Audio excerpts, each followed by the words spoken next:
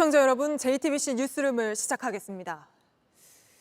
정부의 동해 석유 가스전 개발과 관련해 저희가 단독 취재한 내용부터 전해드립니다.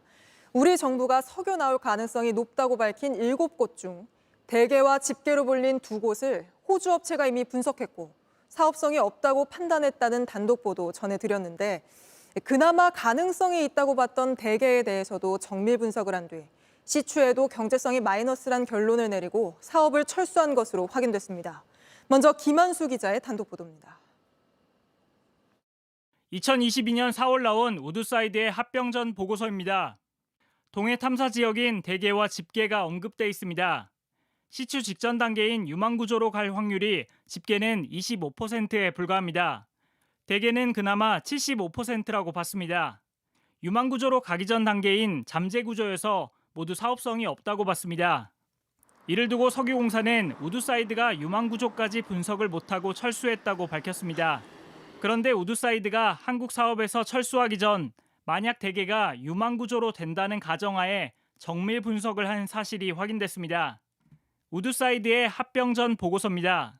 석유 매장 가능성, 시추 실패 비용 등을 넣어 대게까지 포함해 유망구조로 볼 수 있는 전 세계 7곳을 분석했습니다. 호주의 잼트리와 노튼이스트, 2곳의 유망구조만 EMV 분석에서 양수가 나왔다고 밝혔습니다. EMV는 예상 금전 가치로 해석됩니다.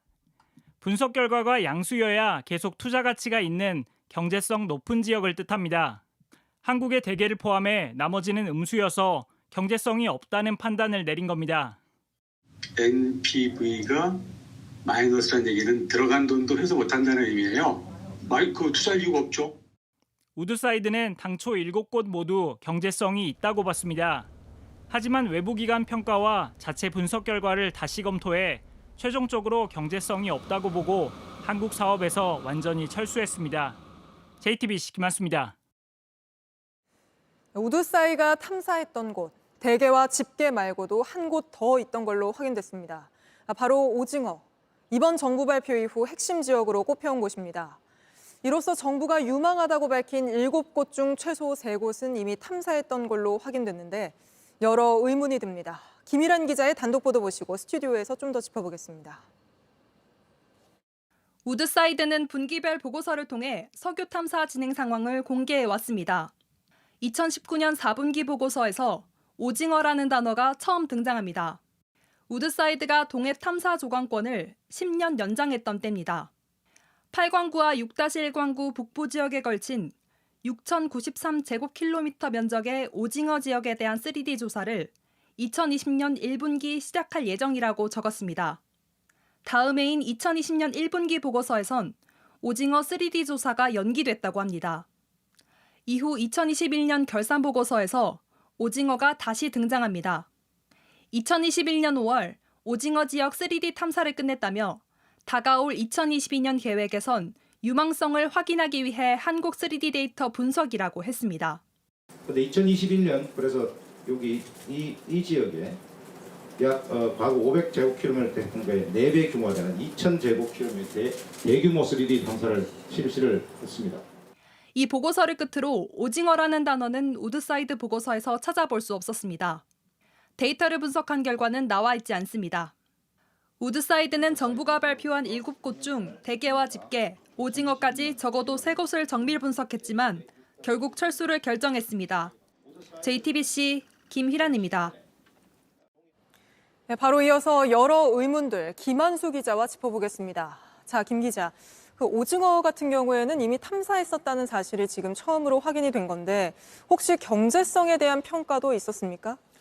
네, 없습니다. 2019년과 2021년까지 분기 보고서마다 오징어를 탐사 중이라고는 했는데 평가는 찾을 수 없었습니다.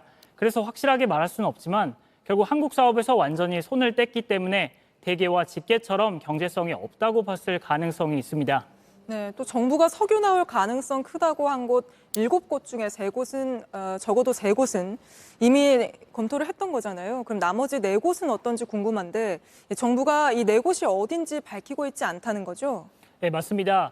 동해 영일만 8강구와 6-1강구에 걸쳐 있는데 정부는 일부 보안 명칭만 공개할 뿐 이것에 대한 정확한 위치는 공개하지 않고 있습니다. 네, 지금까지 7개 가운데 대왕고래, 오징어, 명태까지 소개됐고요. 네. JTBC가 이번 우드사이드 보고서에서 집게와 대게를 찾아냈습니다.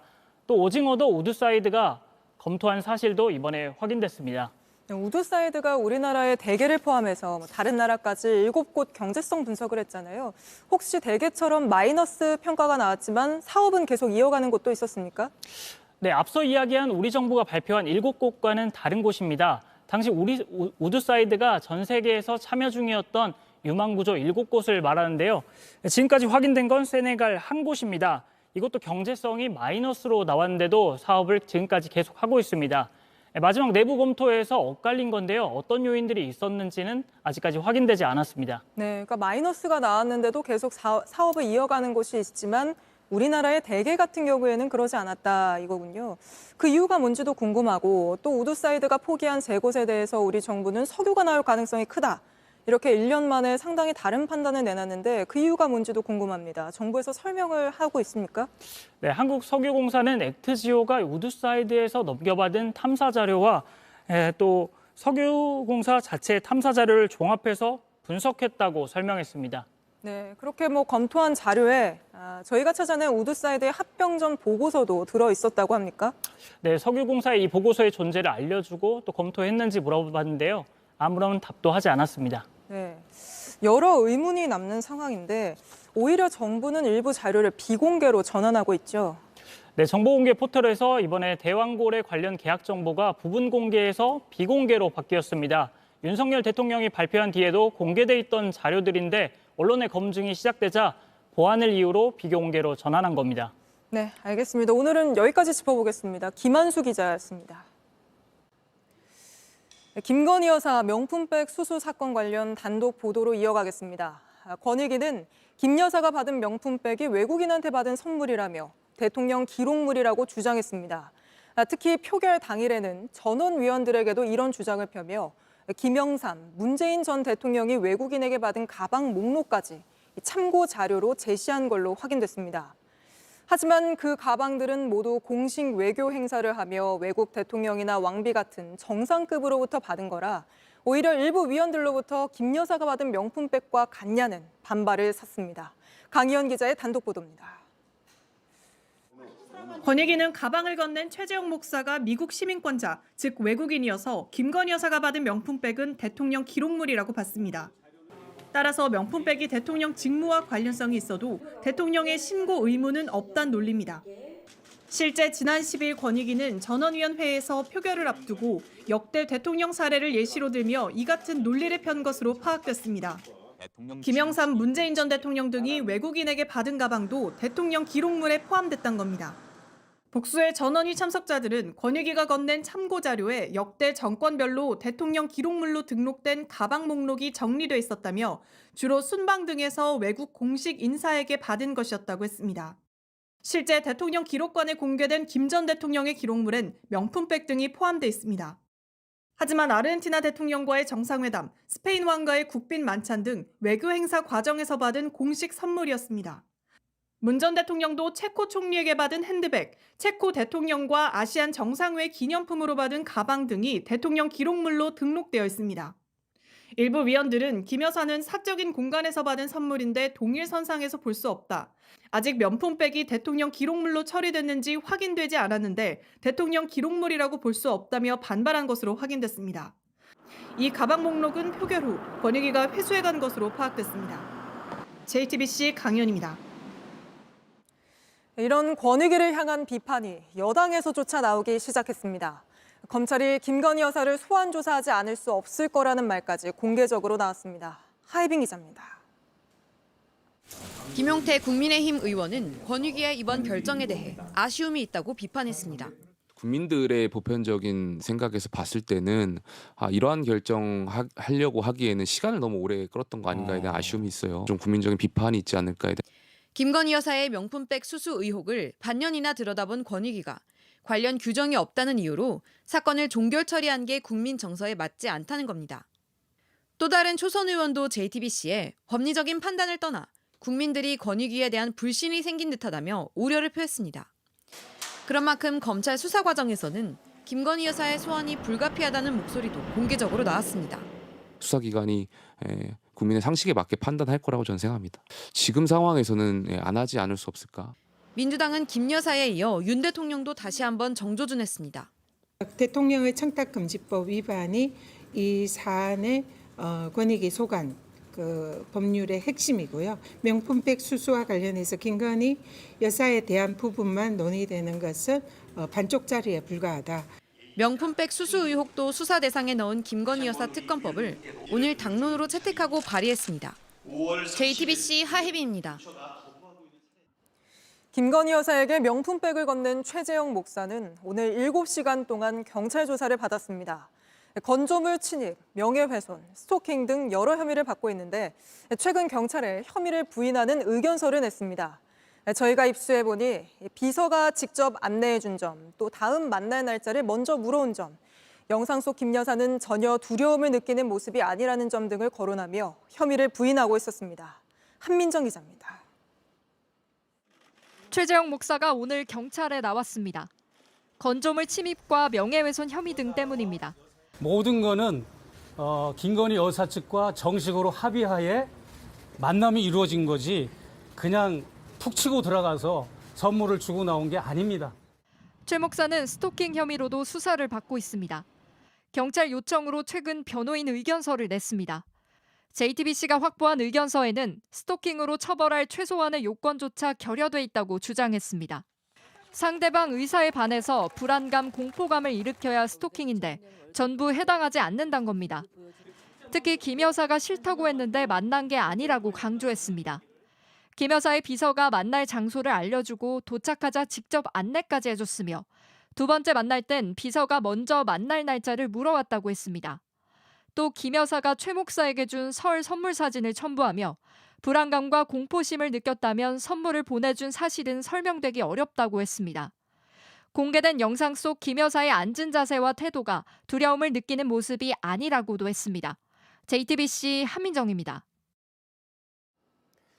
때이른 한여름 날씨가 계속되고 있습니다. 영남 지역은 낮 기온이 37도까지 오르는 등 에어컨 없인 견디기 어려울 정도로 더웠는데요. 그런데 한동안 잊고 지내던 에어컨을 다시 켤 때는 실외기 점검 꼭 하셔야 합니다. 실외기 화재 사고 얼마나 위험한지 정영재 기자가 보여드립니다. 두 건물 사이 좁은 골목에서 불길이 치솟습니다. 물 와요, 물 와요. 소방관들이 겨냥해 물을 뿌리는 것, 에어컨 실외기입니다. 최근 5년 에어컨 실외기에서 난 불은 816건입니다. 주로 에어컨을 사용하는 6월에서 8월에 72%가 몰렸습니다. 밖에 놓인 실외기, 먼지가 끼고 햇볕에 달궈지기 마련인데 모두 화재 위험 요소입니다. 실험을 해봤습니다. 습기를 머금은 먼지를 올리고 전원을 켰습니다. 잠시 뒤 연기가 피어오르더니 불꽃이 튀기 시작합니다. 주변 온도가 오를 경우에는 전선이나 그런 부분에 대해서 더 여러 가지 진행이 더 가속화될 수가 있습니다. 에어컨 실외기 화재가 더 위험한 이유는 또 있습니다. 지난해 11월 충북 청주의 창고에서 불이 나 건물 2동이 다 탔습니다. 누군가 에어컨 실외기 옆 쓰레기통에 던진 담뱃불 때문이었습니다. 당시 불은 유난히 빨리 번졌는데 배관이 녹으며 새어나온 냉매가스가 문제로 지목됐습니다. 최근 쓰이는 친환경 냉매가 가연성인 겁니다. 실험을 해보니 냉매가스가 든 배관, 열에 금방 녹습니다. 올 여름 에어컨 쓰기 전 실외기 상태를 꼭 확인하고 실외기 옆에서 담배 피우는 건 절대 금물입니다. JTBC 정영재입니다. 이렇게 무더운 날씨는 고령층일수록 또 야외에서 일하는 시간이 길수록 또 혼자 지낼수록 더 힘듭니다. 그래서 폭염에 특히 위험한 게 홀로 바깥에서 오랜 시간 폐지를 줍는 노인들입니다. 신진 기자가 이들의 하루를 함께하면서 취재했습니다. 기온은 31도. 뙤약볕 가릴 곳은 없습니다. 83세 허남국 할아버지는 100kg 수레를 끌고 이 길을 갑니다. 달아오른 아스팔트는 더 뜨거워지고 할아버지는 어지러워 주저앉습니다. 교차로 한가운데서 할머니는 우두커니 섰습니다. 키 150cm 작은 할머니는 자기 몸의 몇 배의 수레를 버텨야 합니다. 잠깐 서 있는 순간에도 온몸은 저리고 숨은 턱에 찹니다. 거리에서 폐지를 주워 생활하는 노인들. 온열질환 고위험군 가장 위험한 집단으로 분류됩니다. 위험 요소를 다 갖췄습니다. 야외에서 일하는데 고령입니다. 대부분 혼자 살아 증상이 나타나도 신고할 사람이 없습니다. 이런 노인들의 하루를 함께하며 몸 변화를 확인해 봤습니다. 심박수가 분당 100회 이상으로 빨라졌고 산소 포화도가 낮아졌습니다. 대표적인 일사병 증상입니다. 할머니도 비슷한 결과가 나왔습니다. 작업 20분 만에 심박수가 치솟았습니다. 이 두 노인 위험한 걸 알면서도 매일 거리로 나옵니다. 이유는 다르면서도 비슷했습니다. 이렇게라도 밖에 나가야 했고 집에 혼자 있는 거는 지역살이에요. 대화할 사람이 없고 밤에 울기도 많이 울어요. 길에서 만나는 사람 때문에 버틸 수 있었습니다. 안 더우세요? 우리 아들부터 났어요. 얼마나 잘해주는데. 그리고 하루 벌이 1만 원이라도 귀했습니다. 너무 더운 게 하지 말라고 했어도 뭐 안 하면 더 할 일이 없어요. 지난해 전체 온열질환 사망자 32명 가운데 절반은 60대 이상 노인이었습니다. 먹고 살기 위해 쉴 수 없고 적막함을 견딜 수 없는 노인들은 제 발로 폭염 속으로 걸어 들어가고 있습니다. JTBC 신진입니다. 전북 부안에서 발생한 규모 4.8의 지진으로 지금까지 300건 가까운 피해 신고가 들어왔고 여진 우려도 계속되고 있습니다. 그동안 호남권은 지진에 상대적으로 안전하다고 여겨져 왔던 탓에 단층 조사도 한번 해본 적이 없습니다. 정진명 기자입니다. 조용했던 고장 전북 부안은 하루 사이 많은 게 달라졌습니다.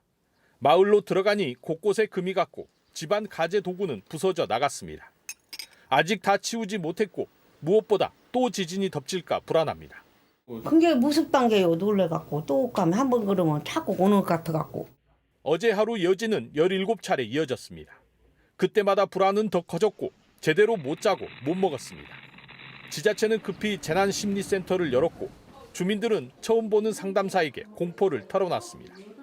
지금 심리 상태, 어제와 오늘 조금 비교를 하시면 막 두근거리고 막 불안하고 막 안정이 안 되더라고. 그동안 지진 안전지대로 여겨졌던 전북 지역, 이제야 연구팀이 급파됐습니다. 현장에 도착한 연구팀은 이동식 지진계 30여 개를 설치했습니다. 진앙지를 중심으로 반경 30-40km 아닙니다.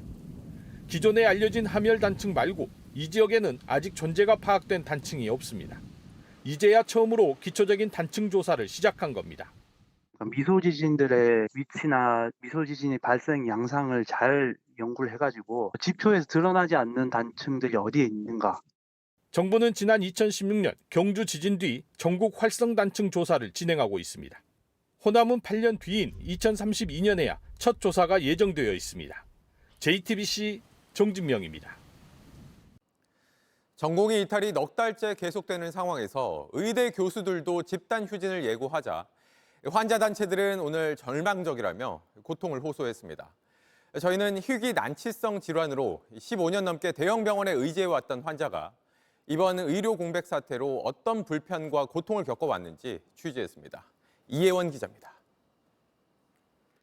희귀 난치성 질환인 복합부위 통증 증후군을 앓는 A씨는 빅5 중 한 병원을 15년 넘게 다녔습니다. 몸에 약물 주입기를 넣는 수술을 받은 이후 매주 1번에서 3번 진통제 주사를 맞아왔습니다. 하지만 2월 말 병원은 더 이상 예약을 잡을 수 없다고 통보했습니다. 3월 1일부터는 의사가 없으니까 기존에 받던 치료 안 되고 언제 끝날지 모르고 감안하라고. 결국 A씨가 직접 수소문해 한 2차 병원을 찾아 옮겼습니다. 환자 못 받고 있는데 몸속에 비위장치 심어놨으니까 그걸 약을 채워야 되니까 받아주긴 받아주겠다고. 근데 상황이 비슷한 건 알고 있으라고 해서. 게다가 또 다른 걱정도 생겼습니다. 기초수급자이기도 한 A씨는 그동안 정부의 치료 지원을 받아왔는데 병원을 바꾸게 되자 갑자기 본인 부담금이 생긴 겁니다. 극심한 통증으로 일도 할 수 없는 A씨에게 한 달에 약 10만 원은 큰 부담이었습니다. 그렇다고 지정 병원을 바꾸자니 지침상 한 번 바꾸면 올해는 다시 원래 병원으로 돌아갈 수 없습니다. 심지어 옮긴 병원의 교수들도 집단 휴진할 수 있어 언제 또 다른 병원을 찾아야 할지 모릅니다. 취재가 시작되자 복지부는 수급자 편의에 맞게 지정 병원을 바꿀 수 있도록 검토하겠다고 했습니다. 오늘도 난치성 환자와 가족은 한 자리에 모여 치료라도 받게 해달라고 거듭 호소했습니다. 저희 아이는 출생 직후 10만 명 중 한 걸로 발생한다고 알려진 희소혈관 질환 진단을 받았습니다. 병원이 국내 단 한 곳 4월에서 5월로 그리고 다시 8월로 조직검사 일정이 밀렸습니다. 전공의가 영영 돌아오지 않는다면 저희 아이는 영영 조직검사를 못하게 되는 걸까요? JTBC 이혜원입니다. 대형 병원들이 잇따라 무기한 휴진을 선언하면서 예정됐던 진료나 수술이 줄줄이 취소될 수 있다는 우려가 커지고 있습니다. 정부는 의사가 진료를 일방적으로 취소하는 노쇼를 해서는 안 된다며 법적 대응에 나서겠다고 했습니다. 강나현 기자입니다. 빅5로 불리는 대형 병원을 중심으로 무기한 휴진 결정이 확산하고 있습니다. 일부 교수들은 환자의 진료와 수술 일정을 수일에서 한 달가량 늦출 준비를 하고 있습니다. 이에 정부는 진료 예약 취소를 할 경우 의료법 위반에 해당될 수 있다고 경고했습니다. 일방적으로 진료 예약을 취소하는 것은 의료법 제15조에서 금지하고 있는 진료 거부에 해당될 수 있습니다. 지금 의사가 노쇼가 되면 안 되지 않겠습니까?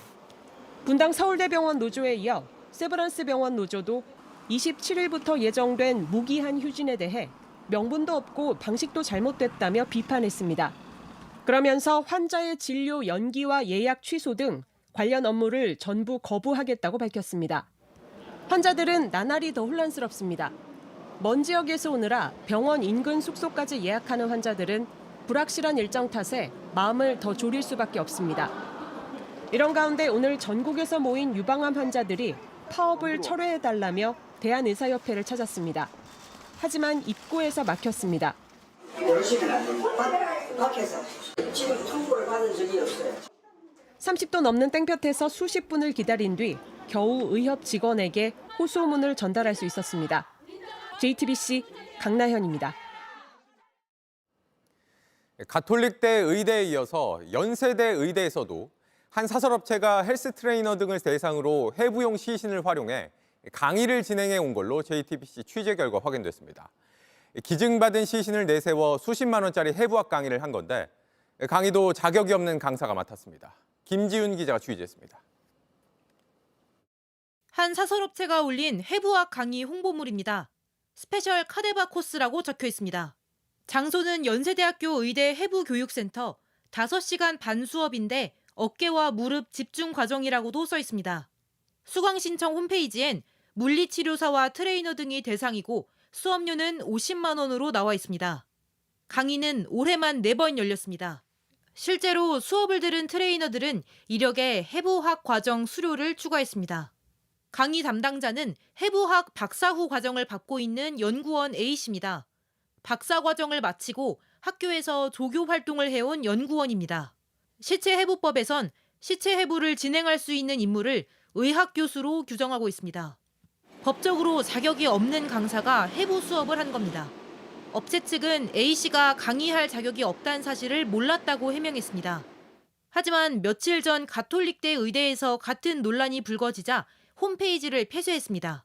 연세대 의대 측은 이런 수업이 있는지조차 몰랐다고 했습니다. 미자격자인 A씨에게 시신 사용을 허가한 게 맞다며 해당 연구소의 관리 부실이라고 설명했습니다. JTBC 김지윤입니다. 태상병 사건 관련 소식으로 이어갑니다. 야권에서 수사 외압 의혹에 새로운 인물이 있다는 의혹 제기에 나섰습니다. 바로 윤석열 대통령의 사법연수원 동기인 고석 전 고등군사 법원장입니다. 최상병 사건이 경찰로 이첩됐다가 회수된 다음 날 이종섭 당시 국방부 장관과 통화한 사실이 확인되면서 이런 의혹이 나오는 건데 고 전 원장의 입장까지 유선희 기자가 취재했습니다.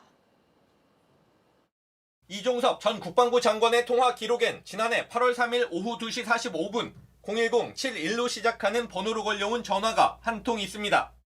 윤석열 대통령과 사법연수원 동기인 고석 전 고등군사 법원장입니다. 이날은 윤 대통령이 이 전 장관과 3차례 통화한 다음 날이자 해병대 수사단이 최상병 순직 사건을 경찰로 넘겼다가 군검찰이 회수해온 바로 다음 날입니다.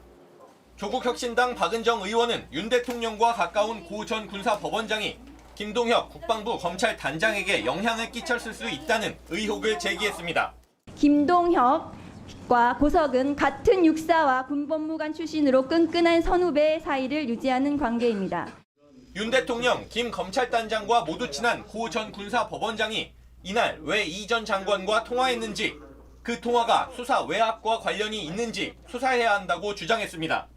이종섭과 고석, 김동혁 그리고 윤석열의 사자 통화 내역이 확인된다면 경로한 윤석열 대통령의 지시 라인이 고스란히 드러날 것입니다. 이 전 장관과 고 전 군사법원장이 통화하기 직전 이 전 장관의 보좌관이 김 검찰단장과 3차례 통화한 기록도 파악됐습니다.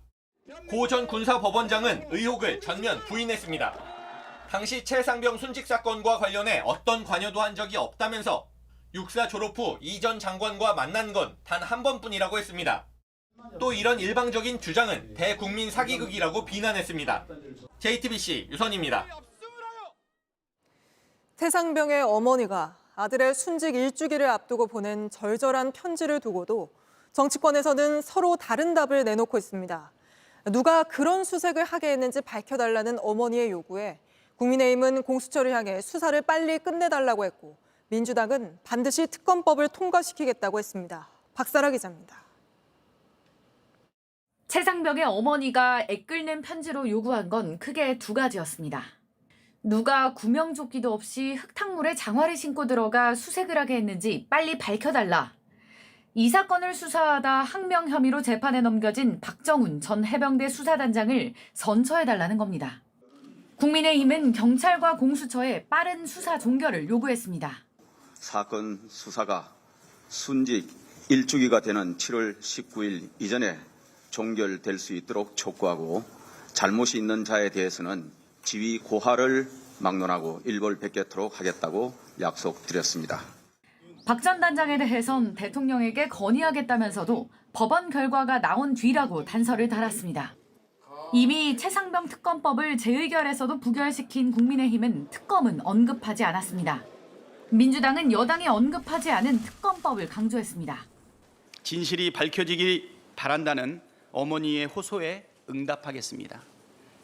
최상병 1주기 전에 해병대형 특검법을 반드시 통과시키겠습니다. 이렇게 같은 편지를 놓고도 여야가 다른 해법을 내놓으면서 아들을 잃은 엄마의 부탁마저 받아들여지지 않을 수 있다는 우려가 나옵니다. 야당은 어제 국회 법사위를 단독으로 열고 최상병 특검법을 상정했지만 국민의힘은 불참했습니다. JTBC 박사라입니다. 그런가 하면 군 관계자들은 서로 자신은 최상병의 죽음에 책임이 없다는 듯한 모습을 보이고 있습니다. 앞서 임성근 사단장은 당시 무리한 수색을 지시한 건 대대장이었다는 탄원서를 냈는데, 이번엔 대대장이 임 사단장 때문에 정신병동 입원까지 했었다고 주장하며 최상병의 묘역을 찾았습니다. 김재현 기자입니다. 최상병 실종 당시 현장에서 작전을 지휘했던 이모 중령이 최상병 사망 이후 처음으로 대전 현충원을 찾았습니다. 방명록에는 어두운 곳에 혼자 있게 해서 정말 미안하다고 적었습니다. 이중령은 최상병 사건 수사 결과를 재검토한 국방부가 최종적으로 과실치사 혐의를 적시한 2명 중 1명입니다. 지난 2주간 정신병동에 입원했던 이중령은 그동안 부대에서 집단적 괴롭힘을 당했다고 주장했습니다. 이중령의 변호인은 최상병 순직 이후 이중령은 해병대 사령부로부터 차별적 학대를 받았다면서 임성근 사단장이 부대 안에서 이중령을 철저히 고립시켰다고 주장했습니다. 이러한 내용이 담긴 진정서를 국가인권위에 제출하며 긴급 구제도 신청했습니다. 반면 임성근 사단장은 지난 10일 경찰에 탄원서를 제출하면서 사실상 이중령을 사고 책임자로 지목했습니다. 군의 특수성을 고려해 부하들의 선처를 바란다면서도 이중령의 의혹 또는 과실로 작전 지침을 오해해 부하들이 하천 본류까지 들어가 작전하도록 지시했다고 주장했습니다. 무리한 수색 지시를 누가 내렸는지 밝히는 것이 이번 사건 규명의 핵심인 가운데 당사자들은 서로 화살을 겨누고 있는 모습입니다. JTBC 김재현입니다. 서울시 공공자전거 따릉이 12대를 하천에 던진 남성을 경찰이 쫓고 있습니다. CCTV에 잡힌 모습을 보면 캄캄한 새벽, 다리 위 보관소에 세워져 있던 따릉이를 마구 집어 던지는데 다른 다리에서도 똑같은 피해가 일어났습니다. 정인아 기자입니다. 검은 옷을 입은 남성이 따릉이 대여소 앞에 서 있습니다. 따릉이 한 대를 번쩍 들어서 하천으로 던집니다. 옆에 차와 오토바이가 지나가도 아랑곳하지 않습니다. 이렇게 불과 2분 만에 12대나 던졌습니다. 같은 날 600m쯤 떨어진 다른 다리에서도 따릉이 8대가 하천에 던져졌다는 신고가 들어왔습니다. 3일 전에도 따릉이 7대가 같은 하천에 떨어져 있다는 신고가 있었습니다. 산책하시면서 이제 뛰시는 분들도 많은데 밤에 뛰시는 분들이 많으시거든요. 밤에 그렇게 던져버리면 진짜 위험할 것 같아요. 경찰은 CCTV에 잡힌 남성의 범행으로 보고 뒤를 쫓고 있습니다. 다리 위에 있는 보관소에 따릉이를 노린 걸로 보고 있습니다. 서울시설공단은 감식을 마친 따릉이들을 모두 수거했습니다. JTBC 정인아입니다. 네, 연말에 개통하는 대구 도시철도역 이름입니다. 동네와 대학 두 곳의 이름을 모두 넣은 거라는데 한번 읽어보면 부호 경일대 호산대역. 읽기가 참 쉽지 않습니다. 이름을 좀 줄여야 한다는 의견이 있지만 입장차를 줄이는 건 쉽지 않다는데 윤두열 기자입니다. 석 달 전 역을 다 지었을 때부터 이름을 크게 붙여놨습니다. 주민들에게 이름을 아는지 물어봤습니다. 이게 경일 호산 부호리였던 것 같은데. 그래 무슨 역인고 모르겠네. 아닌데. 매일 봐도 헷갈리고 입에 안 붙는 그 이름. 부호 경일대 호산대 역입니다. 여기 들어선 동네 이름에 인근 대학 두 곳 이름을 모두 넣었습니다. 뭐 이렇게 단하게 왜 기억하노? 그 다음 하양 대구 가톨릭대 역도 마찬가지입니다. 대구 도시철도역 중 이름이 제일 깁니다. 열차 내 전광판에도 다 안 들어가는 8글자입니다. 마을 주민들이 이름을 지을 때부터 불편할 것이라는 반대가 있었습니다. 얼마 전 홍준표 대구시장이 줄였으면 좋겠다고 말해 다시 논란이 됐습니다. 여기 들어선 경북 경산시로서는 난감합니다. 대학 이름을 빼자니 학생이 많습니다. 그래서 저희들이 학교명을 넣어놨는 겁니다. 학교도 이제 반대를 하겠죠. 동네 이름을 빼자니 마을명이 있는데 왜 이것이 왜 빠져야 되나? 이 마을에 학교가 있는 것이 아니냐. 만약 입장차를 좁히지 못한다면 6개월 뒤부터는 다음 역은 부호 경일대 호산대 역입니다. 는 방송을 듣게 됩니다. JTBC 윤두열입니다. 쿠팡이 자사 상품이 검색이 잘 되게 순위를 조작하고 임직원 2,200여 명을 동원해 7만 개가 넘는 구매 후기를 남긴 걸로 조사됐습니다. 후기만 보고 샀다가 낭패를 본 이유가 있었습니다. 김도훈 기자입니다. 2020년 9월 올라온 쿠팡 PB 의류 구매 후기입니다. 대부분 우호적인 내용입니다.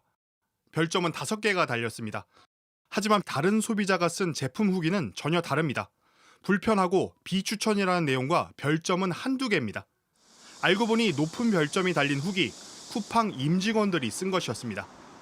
공정거래위원회 조사 결과 쿠팡은 2019년 2월부터 지난해 7월까지 임직원 2,297명을 동원해 7만 2천 개가 넘는 PB 상품에 높은 별점으로 구매 후기를 쓰게 했습니다. PB 상품 자체가 처음에 출시되면 소비자 인지도가 전혀 없을 거 아닙니까? 임직원을 동원해서 구매 후기를 달면은 일단 첫 상품에 대해서 후기가 달려있는 것 자체로만으로도 소비자들한테 굉장히 4줄 이상 작성하거나 사무실에서 후기 사진을 찍어 올리지 말라는 구체적인 지시도 있었습니다. 자체 상품 판매를 늘리기 위해 검색 순위를 조작했는데 잘 안 팔리거나 납품업체에서 리베이트를 받기로 한 상품도 포함돼 있었습니다. 공정위는 쿠팡에 과징금 1,400억 원을 부과하고 쿠팡과 PB 전담 자회사를 검찰에 고발하기로 했습니다. 과징금 규모로는 유통업체 역대 최고액입니다. 쿠팡은 상품 추천 행위가 막히면 로켓 배송 등의 서비스가 어려워지고 국내 투자 계획도 차질을 빚을 수 있다며 행정소송을 통해 부당함을 밝히겠다고 했습니다. JTBC 김도울입니다. 가격은 그대로 두고 용량을 줄이는 식으로 소비자를 속이는 꼼수 인상, 슈링크플레이션 제품이 33개에 달하는 걸로 조사됐습니다. 500g 제품이 같은 가격에 400g 정도로 줄어드는 시기인데 오는 8월부터는 이런 제품에 과태료가 부과됩니다. 정아람 기자입니다. 시중에서 간편식으로 많이 찾는 치킨 너겟입니다. 포장지 안에 들어있는 내용물만 무게를 한번 재보겠습니다. 저울에 달아보니 424g이 나옵니다. 지난해 말 출시된 제품의 포장지엔 540g이라고 적혀 있었는데 어찌된 일인지 20% 넘게 줄어든 겁니다. 알고 보니 올해 초 가격은 그대로 둔 채 용량을 420g으로 슬그머니 줄였습니다. 간편식으로 인기가 많은 냉동만두도 무게를 재보니 지난해 상반기 판매된 제품보다 40g 정도 용량이 줄었습니다. 한국소비자원은 이런 식으로 가격은 그대로 두면서 용량을 줄인 이른바 슈링크플레이션 제품 33개를 적발했습니다. 용량을 최대 27%까지 줄였습니다. 간편 가공식품부터 과자, 절임 반찬, 주방 세제까지 종류도 다양합니다. 그걸 내가 체킹하지 않으면 그게 나한테 손해로 다가오니까 물건 살 때도 조금 더 잘 봐야 되는데 그게 스트레스 요인으로 될 수도 있을 것 같아요. 속이는 행동은 대기업이라면 더더욱 하지 말아야 된다고 생각을 하거든요. 용량을 좀 줄였습니다라는 광고라든가 그 포장지에 그런 문구가 있었으면은. 오는 8월부터는 이런 슈링크플레이션 행위에 대해 최대 1,000만 원의 과태료가 부과됩니다. 소비자원은 33개 제품의 제조업체와 수입 판매업체에 용량을 줄인 사실을 소비자에게 알리라고 권고했습니다. JTBC 정아람입니다. 부산에서 깨지고 구멍이 난 불량 달걀로 빵을 굽고 소비기한이 7달 지난 치즈로 케이크를 만든 업소 등이 무더기로 적발됐습니다. 이 가운데는 맛집으로 입소문을 탄 곳도 있었습니다. 구석찬 기자입니다. 층층이 쌓인 달걀들. 깨지고 구멍 난 게 태반입니다. 다 깨진 거라 이게. 일부 사왔네. 너무 많이 쓸거든 막 깨져가지고. 언제 생산됐는지 표시도 제대로 안 되어 있습니다. 그래도 빵 만드는 기계는 계속 돌아갑니다.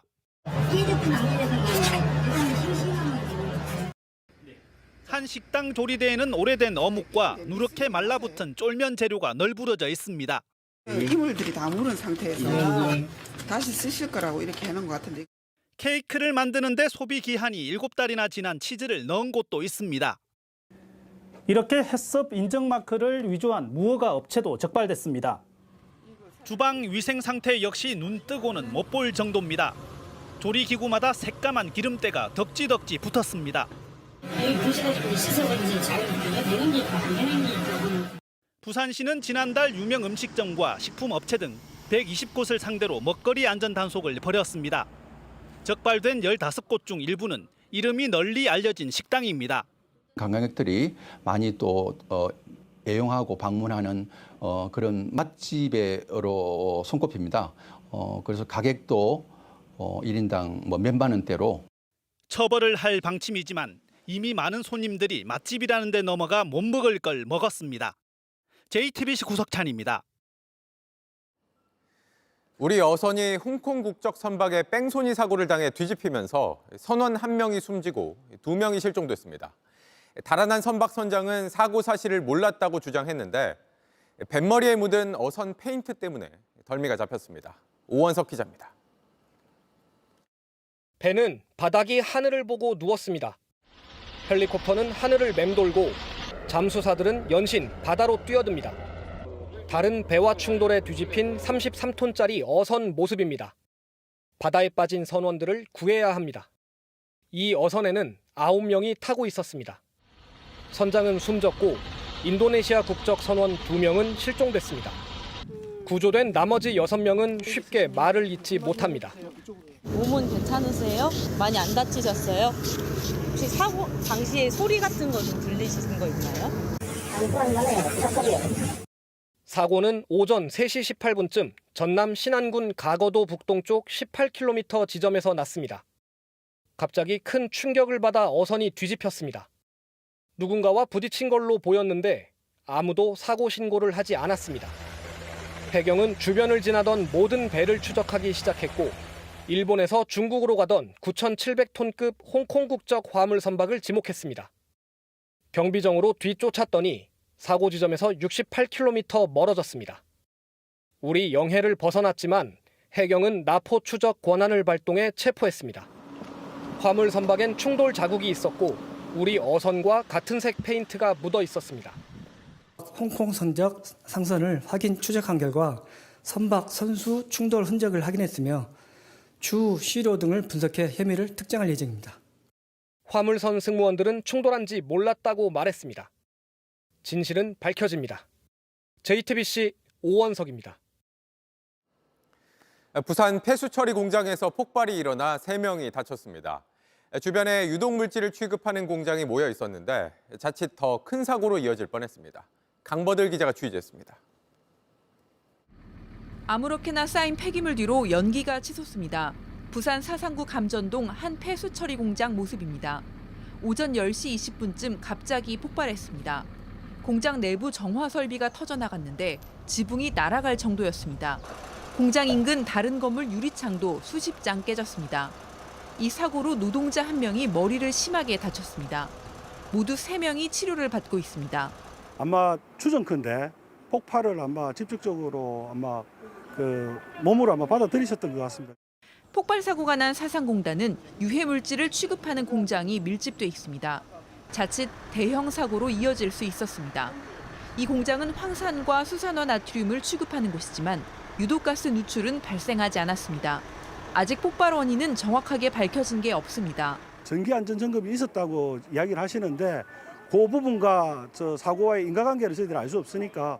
경찰과 소방은 오는 17일 합동감식을 벌여 사고 원인을 확인할 계획입니다. JTBC 강버들입니다. 우리 돈으로 380만 원 정도인 명품 디올 가방이 원가는 고작 8만 원에 불과한 걸로 드러났습니다. 중국인 불법 이민자 등을 착취해서 싼값의 가방을 만들고 메이드 인 이탈리아 라벨을 붙여온 게 이탈리아 법원 판결문을 통해 공개된 겁니다. 심수미 기자입니다. 고가 브랜드 크리스찬 디올의 가방이 노동자 착취로 만들어진 정황이 이탈리아 법원을 통해 드러났습니다.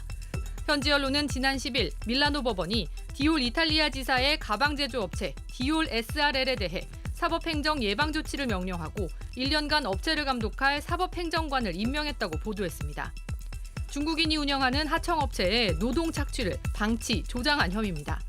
특히 34페이지 분량의 판결문에는 디올 가방을 만드는 하청업체 4곳의 노동 실태가 담겼습니다.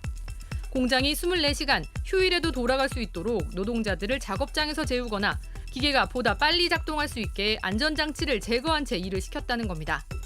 공장에는 중국이나 필리핀에서 온 불법 체류자들이 고용됐는데 수사기관이 확보한 CCTV에는 이들이 담을 넘어 도망치려는 모습도 포착됐습니다.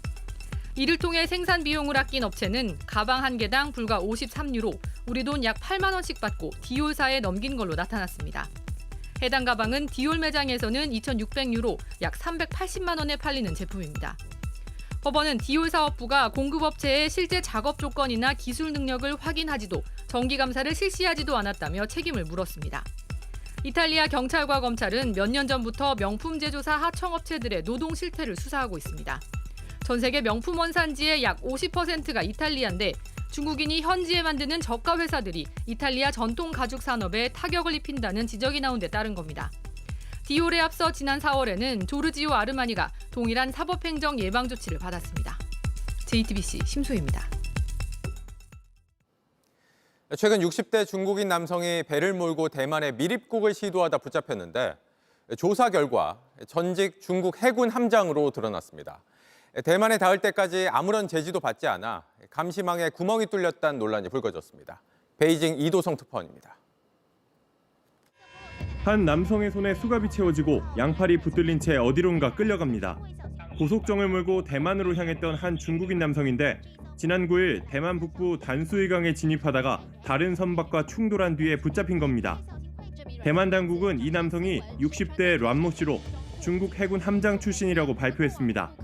란 씨는 체포 이후 중국 정부가 불편해할 발언을 소셜미디어에 올렸다가 출국이 제한돼 자유를 찾아 대만에 밀입국하려고 했다고 주장한 것으로 전해졌습니다.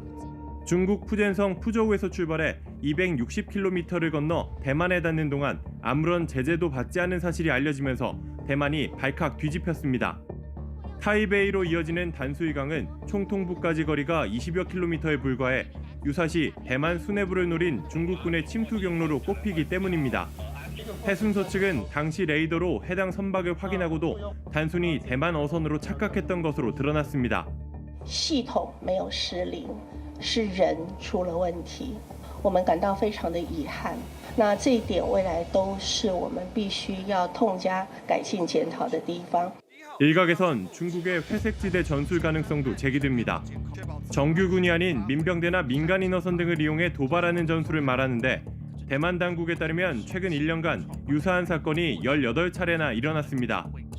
중국의 대만 담당 기구인 국무원 대만 사무판공실은 이번 사건은 순전히 개인의 행동으로 민진당 측은 정치적으로 조작하지 말라면서 해당 남성이 본토로 돌아오면 법에 따라 처벌할 것이라고 밝혔습니다. 중국 베이징에서 JTBC 이도성입니다.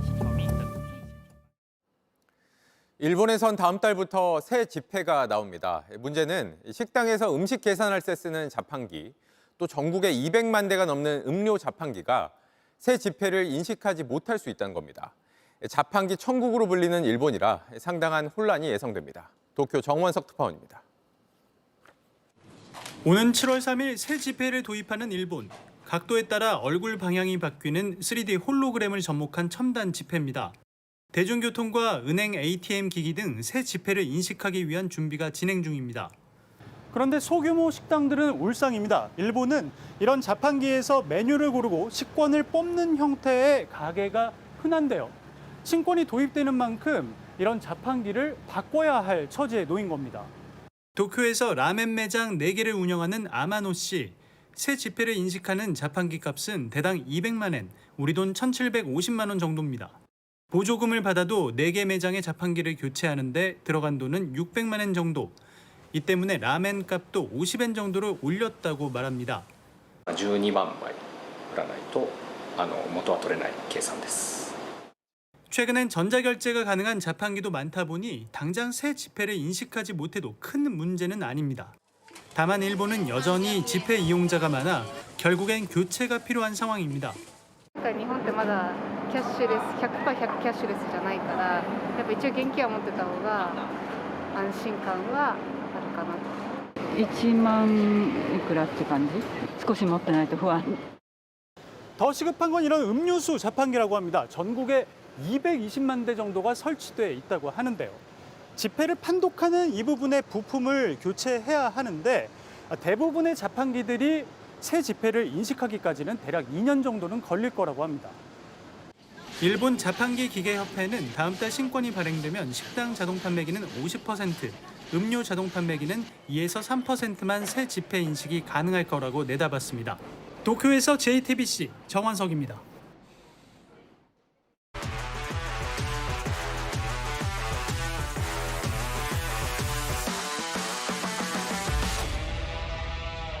스포츠 뉴스입니다. 황영목 선수에게 뭔가를 주문하는 류현진 선수. 무슨 얘기를 하는 걸까요? 일주일 전 세리머니를 두고 벌어졌던 벤치 클리어링 이후 요즘 야구장에선 예의가 화두로 떠오르고 있습니다. 오서민 기자입니다. 류현진에게 안타를 치고 격하게 좋아하는 양의지. 2루의 진루에선 익살맞은 몸짓으로 동갑내기 친구와 훈훈한 분위기를 연출했습니다. 그러나 경기 막판 두 팀 분위기는 좀 달라졌습니다. 3대3으로 맞선 9회 초 대타 문현빈의 기습적인 스퀴즈 번트 덕에 1-4-1 2루 기회를 잡은 한화. 투 스트라이크에 몰린 한화 황영묵이 스윙을 하다 방망이를 놓쳤는데 이게 마운드까지 날아가 하마터면 두산 투수 이병헌이 부상을 당할 뻔했습니다. 이게 뭐 의지 있는 플레이지만 또 이게 위험할 수 있기 때문에 또 조심해야죠. 황영묵은 파울인 줄 알았던 스윙이 헛스윙 삼진 판정을 받자 거기 집중하느라 투수에게 사과하지 못했는데 경기가 끝난 뒤 선배들이 이 장면을 다시 꺼내들었습니다. 두산 측에서 문제 삼는 분위기는 아니었지만 류현진과 이재원이 먼저 황영묵에게 손짓하며 두산 투수에게 사과하라고 조언한 겁니다. 이어 류현진은 양의지에게 직접 한 차례 더 사과했는데 일주일 전 KT전에서 벌어진 벤치 클리어링 사태를 떠올리게 했습니다. 10점 앞선 상황에 후배의 역동적인 세리머니가 상대를 자극하자 그때도 류현진은 상황을 풀기 위해 직접 나섰습니다. 깨끗하게 야구하겠다며 고개 숙인 감독에 이어 고참 선수들이 먼저 보여준 상대를 향한 존중과 배려는 그라운드 위 승리보다 중요한 게 뭔지를 생각하게 했습니다. JTBC 오선민입니다. 축구 대표팀의 이번 월드컵 예선 2경기에서 공격 포인트 4개를 기록한 선수. 손흥민도 이강인도 아닌 바로 주민규 선수입니다. 연습생으로 시작해 국가대표가 됐고 K리그 득점왕이었지만 대표팀에선 첫 골을 넣은 주민규. 이 영화 같은 축구 얘기를 홍지용 기자가 전해드립니다. 김진수가 올려준 크로스를 머리로 꺾어 넣은 골. 골키퍼는 그저 멍하니 바라만 봅니다. K리그에서 12년 동안 138골을 넣었던 주민규가 그토록 기다리던 국가대표 데뷔골이었습니다. 드디어 됐다. 약간 이런 안도감이 있으면서 좀 여유 있게 세레모니 뭐 하지 생각을 하다가 이제 3개월 전 34세 처음 태극마크를 달고 뛰어 한국 최고령 A매치 데뷔 기록을 쓴 주민규는 이 경기에서 또 다른 기록도 썼습니다. 손흥민의 골과 이강인의 2골을 도우면서 도움 해트트릭을 터뜨린 겁니다. 그러면서 해리 케인에 빗대 주리 케인이라는 별명도 얻었습니다. 해리 케인 선수의 플레이나 골 넣는 스타일을 굉장히 좋아하기 때문에 세레모니를 했던 거고요. 안 그래도 계속 그렇게 밀고 갈 생각입니다. 중국전 이강인의 골 장면에도 주민규의 공이 컸는데 최전방에서 버티고 연기하면서 이선 선수들을 살려주는 주민규는 황의조가 빠진 뒤 최전방 고민이 깊었던 대표팀에 활기를 불어넣고 있습니다. 저만 잘하면 되겠다라는 생각을 지금까지도 갖고 있는 것 같아요. 굳이 뭐 한두 명 붙는다고 흥민이한테 손흥민 선수한테 안 도와줘도 되거든요. 북중미 월드컵이 열리는 2026년 주민규의 나이는 36. 때문에 걱정도 뒤따르지만 주민규는 이제 축구 인생 전반전이 끝났을 뿐이라고 말합니다. 되는데 저는 한계를 두지 않을 생각인데 근데 일단 40살까지는 꼭 하고 싶다라는 생각은 있어요. JTBC 홍종입니다. 코파 아메리카 개막을 앞두고 아르헨티나 대표팀에 소집된 메시. 36임에도 여전히 나이를 잊은 활약을 하고 있죠. 그런데 오늘은 팬들에게 가슴 철렁한 말을 꺼냈습니다. Sí, creo que sí, hoy por hoy creo que va a ser mi último club, sí.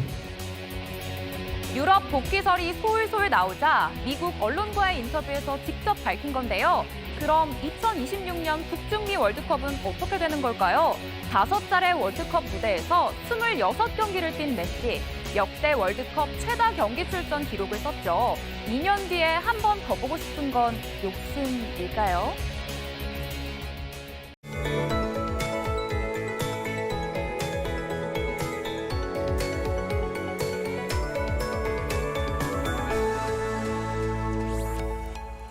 유독 뜨거운 6월을 보내고 있습니다. 경기 용인과 남부지방 곳곳에는 여전히 폭염특보가 발효 중인데요. 이들 지역은 오늘 35도 안팎까지 올랐고요. 특보가 내려지지 않은 서울도 나날이 더워지면서 오늘 처음으로 32도를 넘어섰습니다. 내일도 최고 기온이 33도로 무더운 날씨가 계속되겠는데요.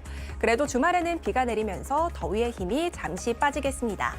제주도는 내일 밤부터 비가 시작되겠고요. 수도권과 강원도엔 주말 오전부터 가끔 비가 이어지겠고 충청과 남부지방에는 오후에 소나기가 지나겠는데요. 비는 5에서 20mm 정도 내리겠습니다. 내일 오전까지 중부 서해안에는 짙은 안개가 끼겠습니다. 아침 기온은 20도 안팎으로 출발하겠고요. 한낮 기온은 대부분 33도 이상, 체감온도도 31도를 넘어서겠는데요. 볕도 따갑게 내리쬐고 오존 농도도 짙겠습니다. 무리한 야외 활동은 피하시기 바랍니다. 일요일부터는 또다시 30도를 넘는 무더위가 계속되겠습니다. 날씨였습니다. 뉴스룸 저희가 준비한 소식은 여기까지입니다. 시청해주신 여러분 고맙습니다.